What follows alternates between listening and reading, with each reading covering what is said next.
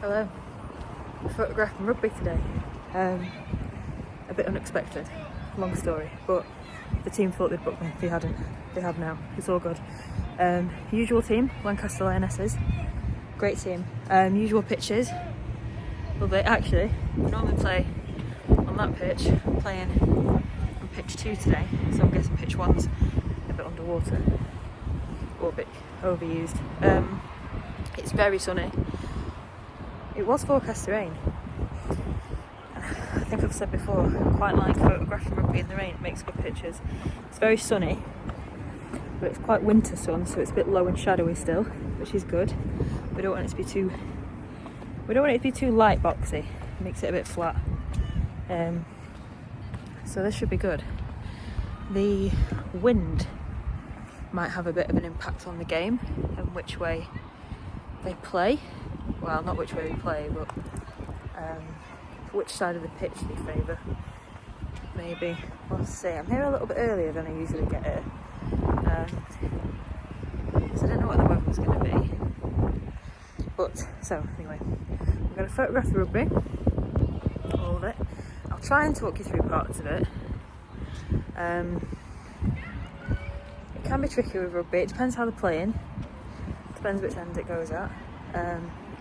Normally spend the first couple of minutes sort of trying to get to grips with how they're playing, how the weather's impacting things, etc. To decide where I'm going to stand. Obviously we do move around a bit. So anyway, I'll go photograph and getting warmed up a bit. So I've planted myself then where Lancaster are scoring, so they're running towards me.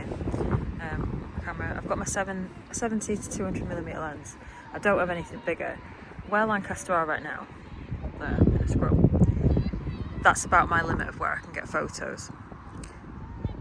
So I'm not going to chase them up and down the pitch. I'm basing myself at this end. I might not always be here at the try line. I might go onto the touch line at some point, but I am going to be here because this is the direction they're running. And when they're tackling, this is where they're facing to. So I want pictures of their faces.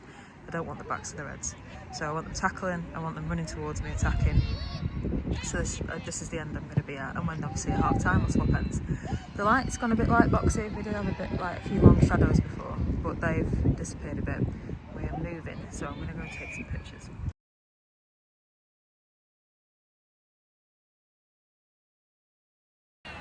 There's been a lot more kicking in this game than I usually see in women's games, especially. And it's not a bad thing by any means, but it does mean that neither team has particularly approached either end. There's been no tries yet. There's been a lot of scrums. This ref likes scrums. I remember this ref, he likes scrums. There's been a lot of scrums, and there's been a lot of scrums in the middle, which means that neither team's really getting anywhere, and it's also quite hard to get photos when it's all in the middle. Like I say, there's only so far that my lens can actually go, and also there's not that much to photograph when they're in the middle. And I've said before, I've bailed myself at the end, I am going to have to go and have a little adventure over there. They are playing to my left a lot more than they're playing to the right. They are currently running towards me, so I'm going to have to go. Right, so Keswick just scored the first try. Lancaster playing Keswick, by the way. Keswick, fantastic team, really good. Like Lancaster. Not that other teams aren't, I just noticed it with Keswick a bit more, I think. So Keswick have just scored. Maybe now the game will open up a bit, who knows. But I am going to go and stand on the touch lines a bit rather than at the end. Because I'm not getting many photos where I'm stood. Now that I've done this, they will absolutely run down this end every 2 minutes.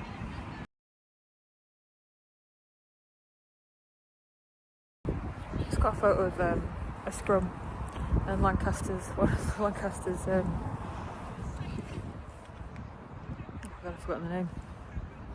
Either the tight head or the loose head, I can't remember which one it was, smiled at me, which is always quite funny when the players interact with the camera. But anyway, and then after that they had a couple of good phases and they scored. Got a try, no conversion.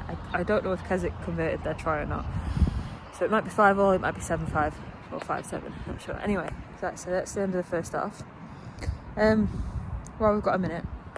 I think I've said this before, when you're photographing sport, ideally, you want to be lower than the players. Like, so I crouch for most of a rugby match, so I end up like squatted down, and it just makes the it gives a bit more impact to the images. It makes the players look a bit bigger, it makes them look like they're coming at you a bit more, because it just makes them a bit more dramatic. Right, I'm going to swap ends and then we'll carry on chatting. Just a bit on the lighting, so we have gone a bit grey. The sun is behind me still. I do generally stand over this side of the pitch because the trees make for quite nice long shadows sometimes, and over there, over on the other side, is a bit light boxy, and there's not a lot to sort of add to the images, but the sun's gone behind the clouds. It's bright still, but we're probably not going to get that nice low sun that we normally get at this time of year during this match, because the kick-off is at 2 p.m. By about 3 you normally get like quite nice yellow light, like the golden hour sort of light, but we're not going to get it today, I don't think. Anyway, we're about to kick off the second half. Let's go. If you've got a camera like mine, so I've got a Canon EOS 90D, you can change the weather. Not the weather. You can't change the weather, but so press EQ. You go into press that sun there. Oh, you can't see it. And here you've got the different lights, white balances. It's just gone a bit cloudy. I'm just going to switch it to cloudy, and that'll help me out a lot.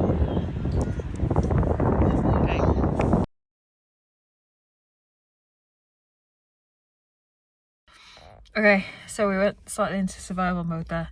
It got it got a bit frenzied at the end. Lancaster were attacking really hard. Keswick were defending really hard, so there was lots to photograph. They were down at the sort of Keswick end, so the Lancaster scoring end for a long time.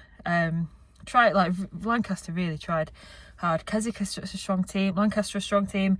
Keswick are a strong team. They've been in that league longer. Lancaster are newly promoted into that league. Anyway, I'm not here to do sports commentary. I'm here to tell you about photos. So that was a tricky one to photograph because I'm used to Lancaster. I've worked with Lancaster for a good few years now, and even before I worked with this city team, I worked with the university team for a long time as well. So I'm familiar with the players, I'm familiar with the coach, the way they play, and they've always been a very attacking team and a very strong team. So to see them have to play more defensively, I had to rethink what I was doing in terms of taking pictures. I just expect them to run towards me for the whole game, and that wasn't necessarily the case. There was a lot more, they had to do a lot more defending. They were in the middle of the pitch a lot more than usual, and there was a lot more kicking than usual as well, so I did have to move around a little bit more. Not too much. There's no point in moving around too much, because by the time, so if there's a line out, say, if you don't know rugby, that's a throw-in. So if there's a line out, and you're down at one end and you get up to go and photograph the line out, by the time you've got there, you might photograph the line out, but the odds are whoever catches the ball has run off down the other end and they've gone, and you're probably going to miss a try or something like that. You know, you'll miss what the action is. So you do have to sort of make a call. Do you want to get photos of line outs, and do you want to get photos of scrums, or do you want to get photos of attacking and defensive play? And they're the sort of two calls that you have to make quite a lot. It's freezing. It got really cold there. The sun went behind some big clouds and it got windy. You can probably tell by my eyes. It's been a bit chilly. So I'm going to go home. I'm going to have a look at the pictures. Sometimes I come away and I think, yeah, I've got some good pictures there. And sometimes I come away and I think, do you know what? I'm not sure. I've got a few. I know I've got a few, but there's none today that's stuck in my head of me. Like normally when I do a match, I get a photo, at least one that I think that's going to be really good. I didn't get that today. It might be because the end was quite frenzied, and at the end I was just taking a lot of photos. One thing worth noting before I go, the sun changed loads. You might not be able to tell it. It was really sunny when I started this video, and now it's really quite dark. The sun's not gone down by any means. The sun doesn't set for another hour and a half. It's just that it's gone so cloudy, and for most of that match I was able to have shutter speed highest possible, really nice bright clean photos, and like sort of really able to let my shutter speed do all the work. And then it got dark and I didn't particularly pay attention, and all of a sudden I thought, do you know what, I better check my images here. So obviously I check them every now and then just to see what they're looking like, but if the play is constant, you do sort of forget to check. And at one point I just thought, I need to check my images here, and they had got a little bit dark just where the sun, because it has got dark and the shutter speed was too high, so I just had to turn my shutter speed down just only a little bit. But it's not necessarily a bad thing either, because like the dark photos can be quite moody, and we're going to see when I look at these later, we're going to see that a lot of the photos are going to look really bright, and they're going to be quite boring. They're going to be quite like not very shadowy, quite boring bright photos, but we are going to edit them to make them look a bit more exciting, just to bring out a bit of shadow and a bit of contrast, which is what you want in sports photos. You don't want them bright and boring, you want a bit of contrast. So anyway, let's go home and have a look at what we got. Okay, so I've opened up Lightroom and I've popped all my pictures in here now, and I've already edited a couple just so I can send them off to the team pretty quickly for use. And normally what I do is I open up my images at the start and I just flick through them and I decide which ones I think are worth keeping, which ones are worth keeping, which ones I'm not interested in. This one, for example, so when I take the pictures, I do just sort of take pictures of stuff that is happening, and I do obviously try and sit in the best places to get a good composition and whatnot, but sometimes it is just luck and you've just sort of got to go for it, and it doesn't always work out. Like I say, in rugby you can't always move around fast enough to get what you want. So I've already edited a couple of the pictures and sent them to the team, but I now need to do the rest of them. I'll show you a couple of what I've already done. So this image here, this is slightly edited. What I've done is I've cropped it, so the original, as you can see, is much bigger. I've cropped it, zoomed it in a bit more, just so we're focused on the actual action shot, and we've not just got a ton of grass and a ton of sky in the way. And I haven't actually changed any of the lights or darks or contrasts on this image yet. I've just cropped it. So I like my images to have quite a good bit of contrast to them, quite a nice bit of shadow. I don't like them to be too bright. I like them to have, but also don't want them to be really dark. I just want them to be nice and balanced. And there we go. So if I hold my thumb down, we see the original, quite bright, a little bit washed out. And now we've just added a bit more depth to it, a bit more depth back in there by adding some shadow. Other things we can do in Lightroom, we can play with the warmth of the image. So if as I showed you earlier, you can change the light or the white balance on images, and if you accidentally take your pictures with the wrong white balance, then this temperature does help you out a little bit by adjusting. You can adjust the vibrance. We can make it really overly colourful. We can make it quite bleak. It was quite a nice bright day, so we don't need to mess around with that. It's quite nice how it was. We can take out all the colour, or we can really overly saturate it as well. And like I say, it was quite a nice bright point of the day here, so we don't really need to mess with that.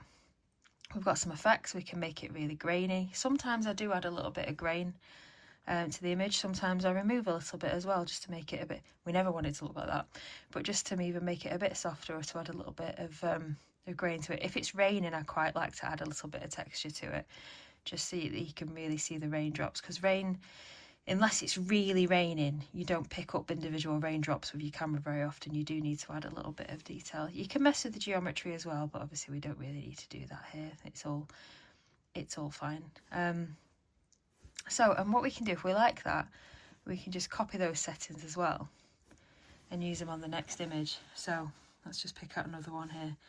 Will come out.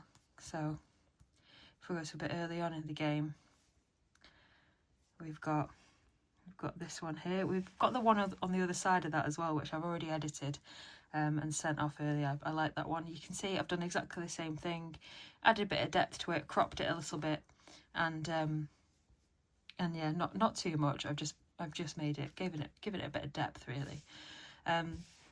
If we pick out an image that's quite far away, perhaps, so one that's on the edge of what my camera's range is. Now, I don't know that it's going to be a good picture, but I would say this is on about the edge of what I would have photographed. This is beyond the halfway point of the pitch here, and it's, I wouldn't know, I'm being ambitious by photographing that far away really, but if we crop it, then we might be able to get something out of it. You can see the other team's photographer here. I didn't mention him when I was there, but the other team had a photographer, which doesn't actually happen very often. So apply it, and there we go. And that's actually now quite a usable image. So from what it was way out there, a little bit skew with, we've actually now got quite a nice image, and if we paste our original settings, it's not too bad. It's not entirely in focus. It's not as in focus as I'd like it to be, but with sports photography, there is a balance between having it perfectly in focus and capturing the action. And sometimes you can make quite a nice, you can get quite a nice picture that isn't entirely in focus. It still very much gives the impact that you're after. And I quite like this composition. I like my photographs to work in thirds, and I quite like that that's come out very nicely in a third. And again, that was one that was quite far away. So now, okay, here we go. This is kind of what I mean. So I really wanted to focus on this point of a scrum. I do enjoy photographing scrums just before they scrum down, just at the points when they're all getting ready. I do quite like it. I've got a few, and I mentioned before I got one of either the tired or the loose head smiling at me, which I'll show you in a second. But here, so they're quite close to me here. The last, what felt like 10 minutes of this game, it felt like back-to-back scrums, to be honest. And here we've got the hooker was she playing hooker? Well, I can't remember. I think she was at the time, just in the middle, and she was getting ready to scrum down for what felt like possibly the 50th time of this game. I'm not sure I'm exaggerating that much either. So I've just cropped it down to there. We could even crop it down if we really wanted to. We could go quite intense with that one, but that photo shape isn't particularly useful for the team, so I'm not going to. I'm going to keep it out a little bit and just bear in mind what the team want to use these photos for. If it was just me being artistic, I might do it, but it's not. It's for the team to actually use as photographs. Now, if I paste my settings on here, they're not going to be great. It was much darker in the game by this point. They're still not a bad starting point, so I'm going to keep them on there for now, but they do just need... We do just need to take away some of the darkness of this image and just add in a few more of the highlights again. Not too much. And because it is a bit darker at this point as well, I'm not too worried. I don't want to make it look bright. I'm not going to pretend it was a bright sunny day. But it does just mean the pictures are a little bit more grainy, and we might just need to add a little bit more. We just need to think about them differently. We don't want to make them all soft and fuzzy. We don't want to make them too dark and grainy either. Again, remembering that these are for a team to use. We want them to be in a state where we feel like the team want to use them to showcase themselves. Sports photography for what I'm doing here isn't about me showcasing my photography skills. It's about me helping this team showcase themselves as a team and as rugby players. And it's important to remember that when you're editing these pictures. So I'm quite happy with that. It's got what I wanted to. If, like I say, if I was going to be a bit arty about it, I might zoom it in a bit more, have it even more of an angle, and add never that much of a vignette to it, but a bit more of a vignette to it as well. Just put a little one on, actually. That's not too bad. So original, which was much more zoomed out as well, and then what we've gone for, just to add a little bit of drama. And if I wanted to, I could save this as a setting, or I could just copy it and use it on the next one. But for now, I'm just going to leave it as that. So I mentioned the photograph of the tighthead / loose head, can't remember which, smiling at me, and it doesn't normally happen, but occasionally the players will just pay a little bit of attention to you, and it felt, I think she very purposely looked at me and smiled at me at that point.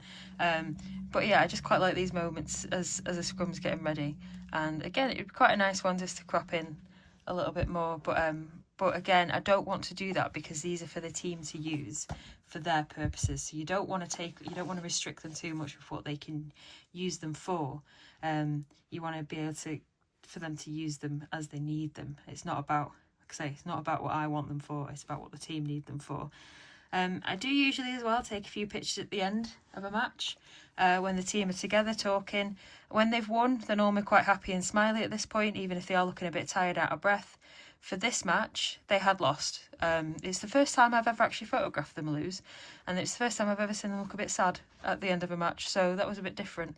But as you can see, you can get some quite nice pictures while they're all stood in a circle at the end, just talking to each other. And again, it's about showcasing the team and what the team's about. So capturing them when they've lost is just as much of it as capturing them when they've won. Don't be scared to capture a team crying with sadness or happiness. It's about the sport and the team. It's not about pretending that something's happening that it isn't. It's not about showcasing your profile. It's about showcasing this team. And I think it's just important to remember that. I just wanted to show you this one as well. So I've gone through a number of the photographs now, and this one I didn't do a lot to at all. I didn't crop it much. I've mostly just taken a little bit off the edge just to bring the focal point into what's going on here. And I really like this one. It's a good action shot. One of the best things about photographing women's sport is the hair, and it's because their hair adds so much dynamism. Is that what I mean? It adds so much movement to the images. That it adds quite a lot, and it really shows movement a lot, and that's what I really like showcasing on my image, is movement and action, and rugby does that so well.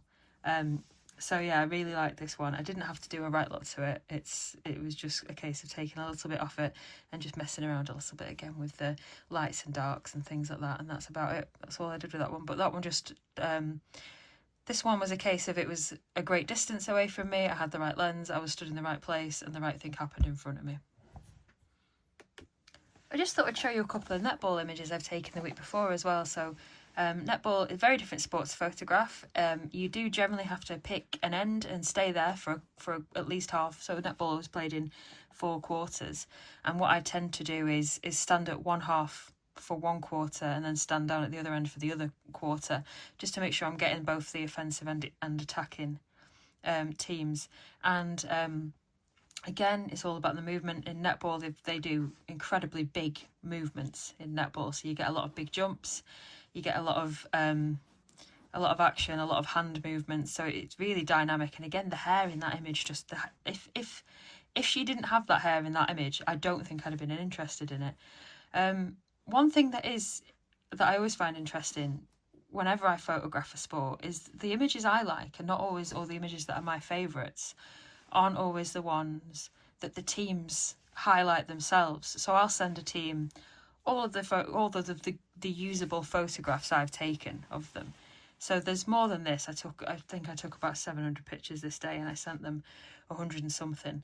And I obviously tidy them up, send them to them, send the good ones to them, and then they can do whatever they want with them. They're theirs after that.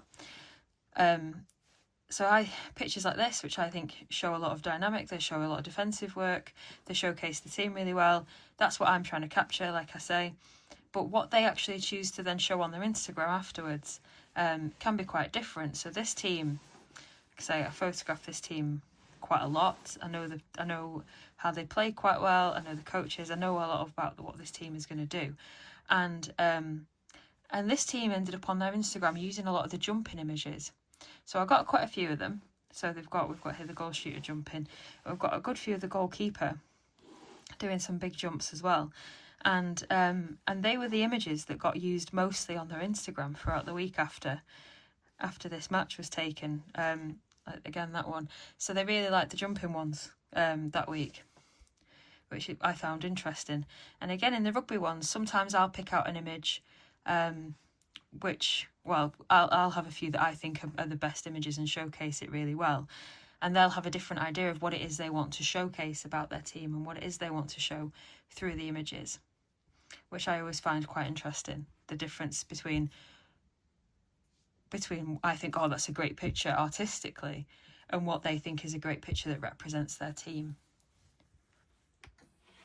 So I am now just going to go through and pick out a few more of the pictures, edit them, and then send them off to the team so that they've got them. Just to add as well, if you're a regular viewer and you're here for the Marmite drawing video that I talked about last week, I've decided to do that as a how-to. So it is coming out this week, but it's going to come out Wednesday or Thursday this week, rather than as my vlog rather than as my Monday vlog. So yeah, it's going to be a how-to video rather than a vlog. So it is coming, I promise this week, and it is going to be this week. If you're not a regular viewer and you've got no idea what I'm talking about Marmite drawing, we're not drawing with Marmite. I'm going to teach people how to do some drawing using Marmite as the maquette or as the object. If you're not interested in drawing, it might not be for you. But if you think, hey, that sounds fun, then come back later in the week and have a look at my drawing videos. But okay, I'm going to leave you with a slideshow of the of the edited images for rugby for now, and then that's going to be it for this week's vlog. Thanks for watching. I hope it's been useful. I've got a number of sports photography jobs coming up in the next few weeks. Most of them are the rugby team again, but if there's and I don't just want to keep telling you the same thing, so if there is something you want to know about sports photography, then do ask. I know that there's a couple of people that follow this channel just for the sports photography stuff, so if there is something you want to see, then let me know. I can try and photograph more of actually been at the match, and photograph that. It is a bit hard because I need to be thinking about actually photographing the match, but I can try. If there's anything you want to know, then let me know. Thanks for watching, and I'll see you soon. Bye bye.